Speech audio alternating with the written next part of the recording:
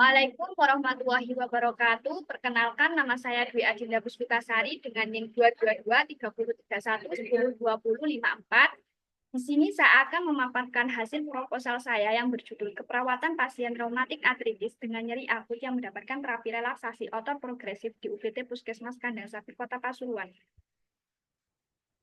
Adapun yang saya akan jelaskan, yang pertama bab 1 pendahuluan terdiri dari latar belakang, rumusan masalah, tujuan penelitian dan manfaat penelitian. Kemudian bab 2 tinjauan teori terdiri dari konsep penyakit reumatik artritis. Yang kedua hubungan nyeri akut terhadap reumatik artritis. Ketiga konsep terapi relaksasi otot progresif. Dan bab 3 metodologi penelitian dari desain penelitian, batasan istilah, partisipan, lokasi dan waktu pengumpulan data, uji keabsahan data, analisis data, dan etika penulisan.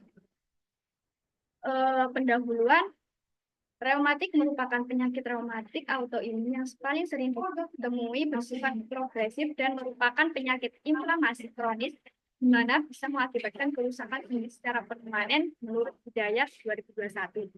WHO pada tahun 2022 penderita penyakit reumatik artritis sekitar 23% penduduk dunia dan terdapat 21 penderita berusia 55 tahun ke atas dan sekitar 5-10% yang berusia 5-20 tahun. Jumlah penderita reumatik artritis di Indonesia saat ini diperkirakan tidak kurang dari 1,3 juta orang menurut Hidayat 2021 dan berdasarkan Badan Pusat Statistik Provinsi Jawa Timur, reumatik artritis merupakan penyakit yang paling banyak diderita sebanyak 4.209.801 jiwa.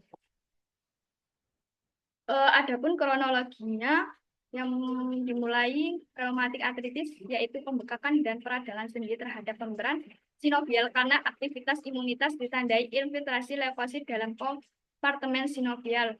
Maniking 2022. Selanjutnya proses fagositosis yang menghasilkan enzim pemecah kolagen yang dapat merusak tulang rawan.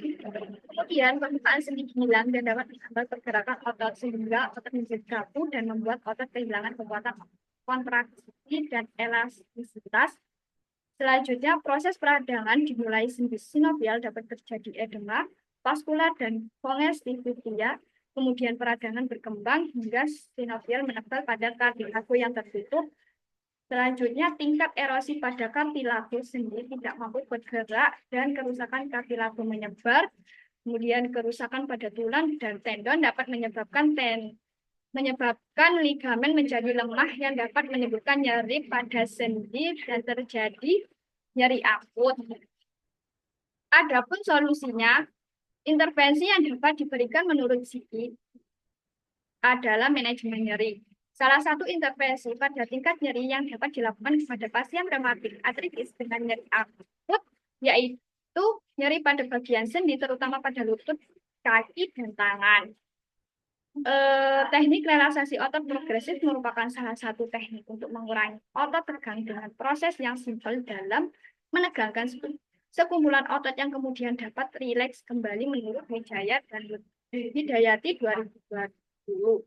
Berdasarkan latar belakang tersebut menimbulkan minat peneliti untuk melakukan eksplorasi yang lebih mendalam terkait gangguan integritas kulit pada pasien reumatik artritis.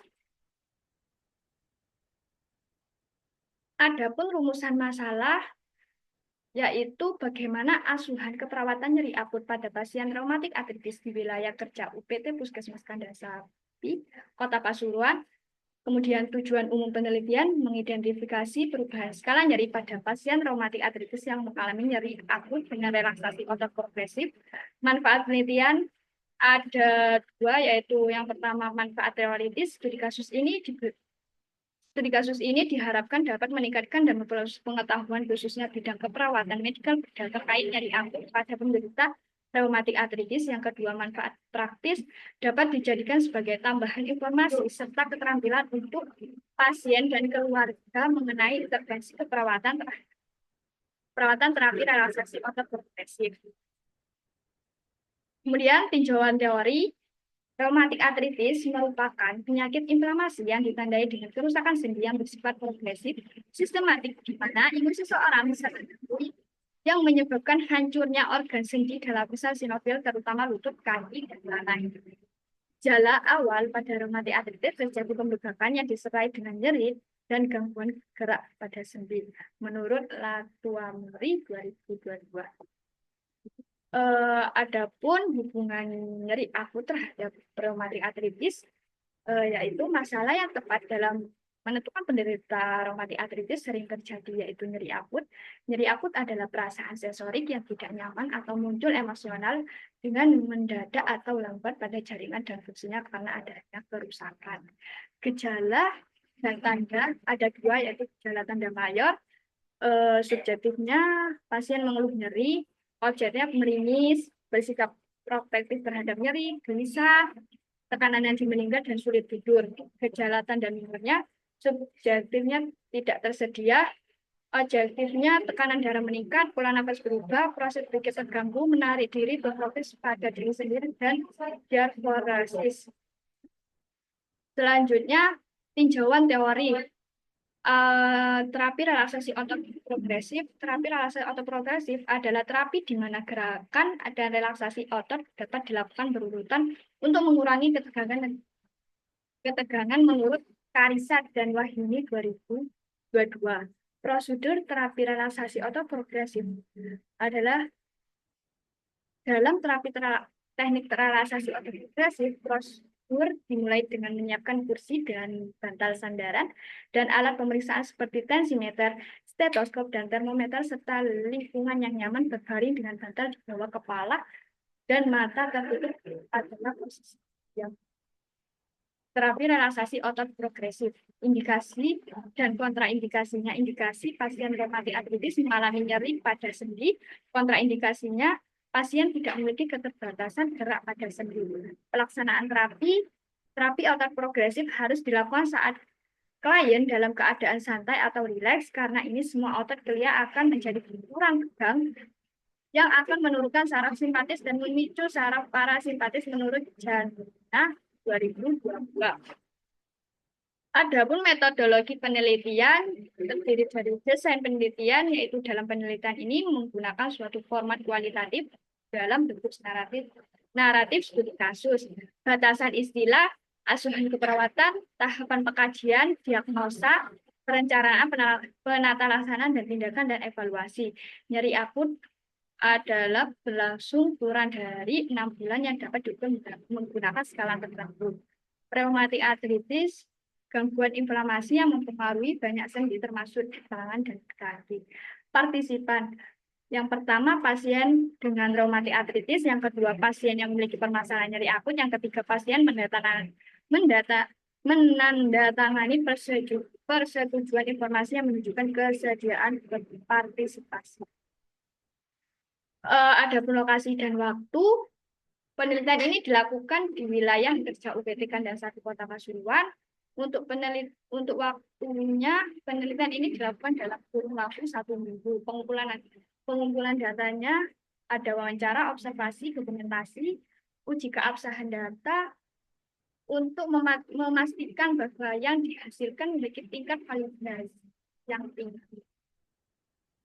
Analisis data. Yang pertama, pengumpulan data. Analisis transkrip termasuk informasi yang dikumpulkan tentang asuhan keperawatan melalui wawancara, observasi, dan dokumentasi.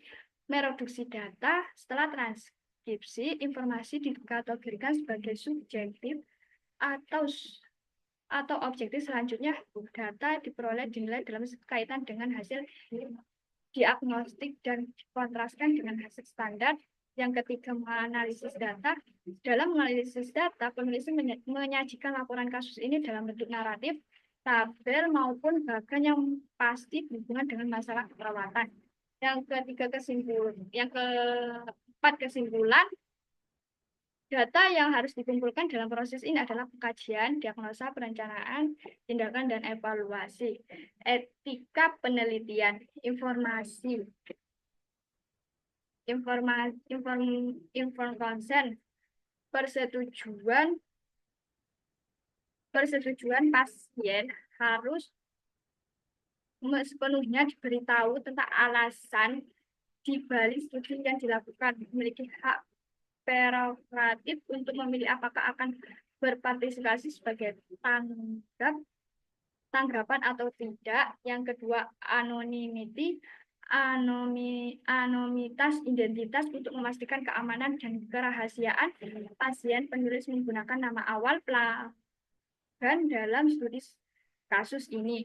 Konfidensialitas, kerahasiaan dalam terapi pasien demam dalam terapi pasien rematik artritis, data pasien hanya digunakan sebagai studi kasus dengan menekan pada masalah rematik. Peneliti memastikan kerahasiaan informasi dari jawaban yang diberikan dan secara eksklusif akan menggunakan data spesifik selama penelitian.